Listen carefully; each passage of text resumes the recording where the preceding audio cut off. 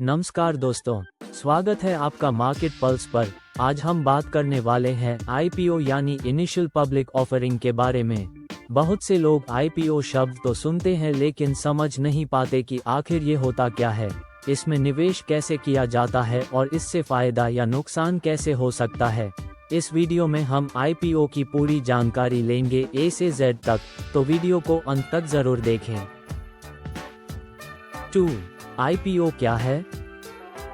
IPO का मतलब है जब कोई प्राइवेट कंपनी पहली बार अपने शेयर आम जनता को ऑफर करती है, यानी कंपनी चाहती है कि लोग उसके शेयर खरीदें और इसके बदले कंपनी को पैसा मिले।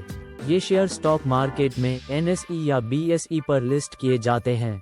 आईपीओ से कंपनी को पैसा मिलता है और निवेशकों को कंपनी में हिस्सेदारी। 3. कंपनी आईपीओ क्यों लाती है? कंपनी आईपीओ क्यों लाती है, इसके कई कारण हो सकते हैं। बिजनेस का विस्तार, नए प्रोजेक्ट्स के लिए पैसा जुटाना, कर्ज चुकाना। अगर कंपनी पर लोन है तो आईपीओ से मिले पैसे से उसे चुकाया जा सकता है। ब्रांड वैल्यू बढ़ाना, पब्लिक कंपनी बनने से कंपनी की पहचान और विश्वसनीयता बढ़ती है। पुराने इन्वेस्टर्स का एग्जिट, कंपनी के शुरुआती निवेशक अपने हिस्से के शेयर बेच सकते हैं। 4. आईपीओ में निवेश कैसे करें? आईपीओ में निवेश करना अब बहुत आसान हो गया है। इसके लिए आपको चाहिए डीमैट अकाउंट और ट्रेडिंग अकाउंट। आईपीओ में अप्लाई करने के दो तरीके हैं। ASBA application supported by block amount, net banking के जरिए, यूपीआई मोबाइल ऐप्स जैसे ज़ीरोधा, ग्रोव, पेटीएम मनी से। जब आप आईपीओ में अप्लाई करते हैं तो पैसा आपके बैंक अकाउंट में ब्लॉक हो जाता है। अगर शेयर अलॉट होते हैं तो पैसे कट जाते हैं और शेयर आपके डीमैट अकाउंट में आ जाते हैं। 5.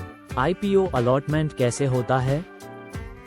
अगर किसी आईपीओ में ज्यादा लोग अप्लाई करते हैं तो सबको शेयर नहीं मिलते। ऐसे में लॉटरी सिस्टम के जरिए अलॉटमेंट होता है। अगर आपको अलॉटमेंट नहीं मिला तो आपका पैसा अनब्लॉक होकर वापस बैंक अकाउंट में आ जाता है। 6. आईपीओ से फायदा कैसे होता है?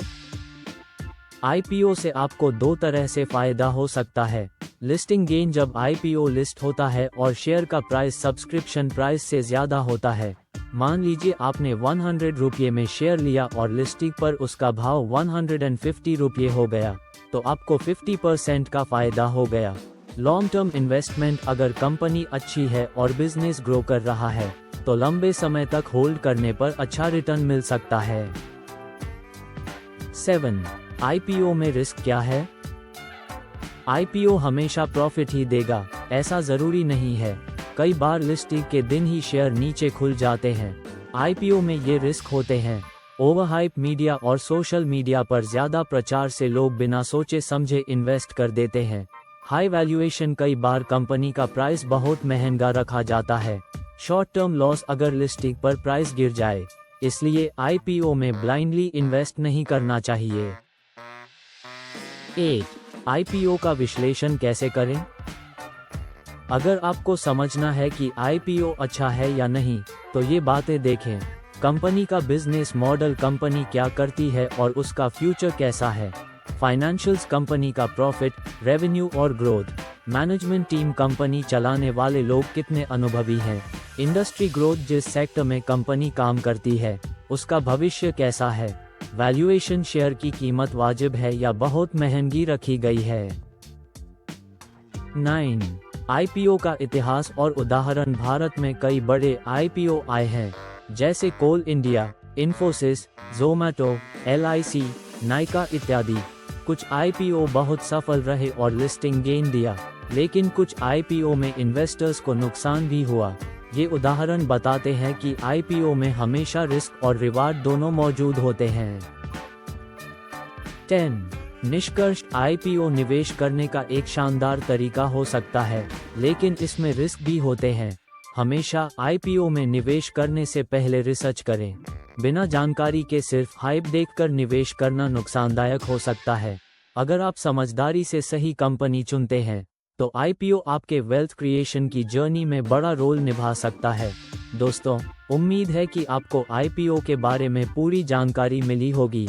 अगर वीडियो अच्छा लगा तो लाइक और शेयर जरूर करें। और चैनल को सब्सक्राइब करना न भूलें ताकि आपको ऐसे ही जानकारी भरे वीडियो मिलते रहें।